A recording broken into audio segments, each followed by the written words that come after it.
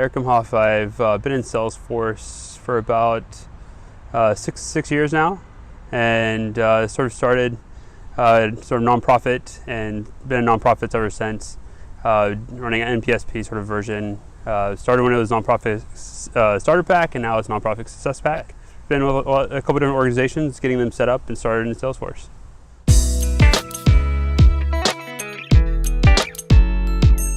The company I was working with, they looked at a couple of other products. We sort of evaluated other platforms to use other than Salesforce, and Salesforce won out just due to its flexibility, ease of use, and administration sort of ability to sort of integrate with a lot of different apps.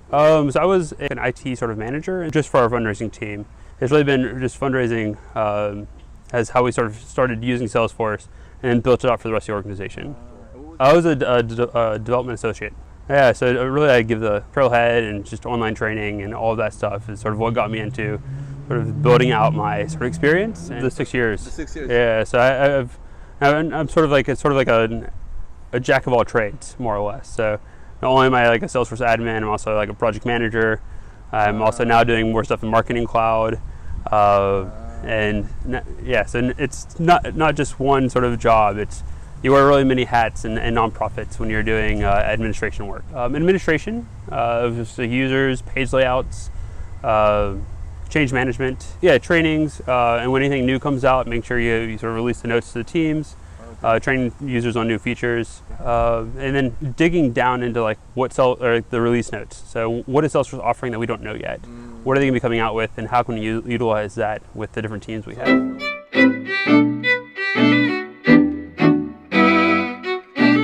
I've always had a knack for technology, so it sort of fit. Yeah, it sort of fit once I started playing around with Salesforce and learning more about it. When I was in college, I helped my friends they had a computer business, and I'd help them a little bit on the side. Cool. So yeah, it was. So my main motivations for going into work is being in nonprofits. It's really mission driven right now. So right now I work for a UN refugee agency. So just raising money for refugees is sort of a big cause, and making it so more dollars, and we can more efficiently raise more money for them. That's a big part of just supporting that mission. Learning new things, like sort of coming up with these new challenges. There's always new puzzle pieces being presented to me every day, and that's sort of what it drives me is that little piece, that little thing that I haven't found out yet. Change management and sort of user adoption. How do we make the processes the best for the user? Automate as many things as we can, but not over-automate. The other big challenge I see with a lot of instances is over-customization. My sort of advice is try to set up everything as vanilla as possible, and then go from there. If you add a lot of visual force, or if you add a lot of custom code in there, you or your organization will have to somehow maintain that.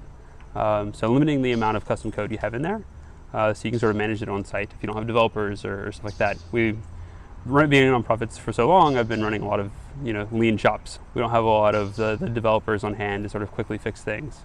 So I found it being very helpful to keep it as simple as possible in the setup. Really digging into App Exchange if you need something a little more advanced, and letting them sort of manage that change management. User adoption is something that has always been a challenge. Sometimes it comes pretty easily, just because people are coming off a CRM that they don't like, and they see Salesforce and they see how easy it is to use, and they start using it a little bit more.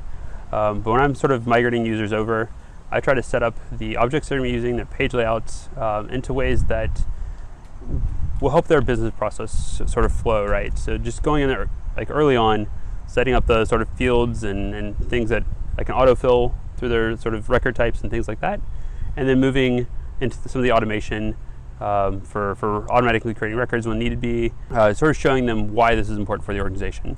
So typically I found that if you go to like the users that are in there every day, that's typically not going to be your managers. It's not going to be your sort of higher up. It's going to be the people entering the data in, and trying to make it easiest for them to get that data in there, and sort of working with them and sort of promoting it within that team. Getting a couple of team champions is always really helpful, but also having the push down from the top to why is it important for the organization. And I found that once you have those sort of key components in there, adoption comes along with that. So if you have the key management pushing down to getting access to like data there, and you sort of support the frontline people, you'll have user adoption. You'll get that data in there, and just showing how useful it is with the reports or dashboards has been really helpful, and I've found a key to sort of the success of user adoption. One, getting into Trailhead, getting some super badges done, earning up as many badges as you can to become familiar with the software. Two, getting your Salesforce 201 cert. I found that's really helpful, opens a lot of doors. Three, networking. So go to as many sort of Salesforce developer groups or meetups, or in the DC area alone, there's like 3 or 4 you can go to, and they meet probably once a month or close to that. And just go there and network with all the different developers or the different sort of admin there. They usually have a lot of opportunities that they know of, and you can sort of find opportunities through that route. Always people are posting different opportunities that are open. And there's a lot of recruiters or consulting firms or just like nonprofits that are looking for people. Like I said, hands-on networking is probably one of the top benefits that are out there. On top of that, we go over release notes once a quarter to sort of go over what's new in Salesforce in detail, one for developers and one for sort of a little bit of admin stuff as well. So just covering all your bases there. 3 would be learning what other organizations are doing and how you can sort of implement that within your org. We've seen some stuff with like connecting Alexa to your Salesforce instance. Some of these new sort of data analytics tools that like Salesforce is buying, how to utilize those in your instance as well. How different organizations and things are moving through Salesforce and utilizing the products to best help their organizations. Really important, because the instance does change a little bit here and there. I think there's 3 releases a year. You'll get new fields, you'll get new technologies added, so sort of like a Christmas present every quarter where there's some new pieces in there that we get to start utilizing. Like they've implemented some like Einstein stuff now into the different sort of products they offer. So just sort of seeing the different pieces they've built out. They also get rid of a few things, deprecate a few things here and there. So it's also good to see what's being deprecated and what's not. And I think that's really the importance of the release notes, seeing sort of what's coming, what's new. And these things are a little bit dense sometimes. So coming to a user group, we sort of just highlight the big points that you want to know about. So for me, the progression was move my way, building out myself for the org to sort of manage the whole org's instance of Salesforce, rather than just sort of one team.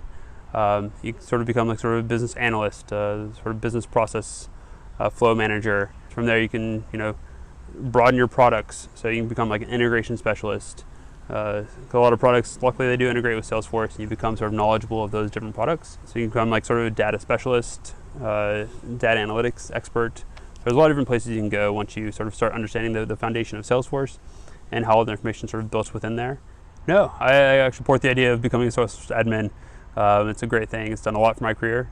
Started out with like fundraising stuff, and now I'm sort of managing CRMs, which is awesome. Definitely recommend being a Salesforce admin. Good way to start out and learn the platform, so you can sort of build on those skills. You have to love solving puzzles, and you have to love learning. There's always new things to learn.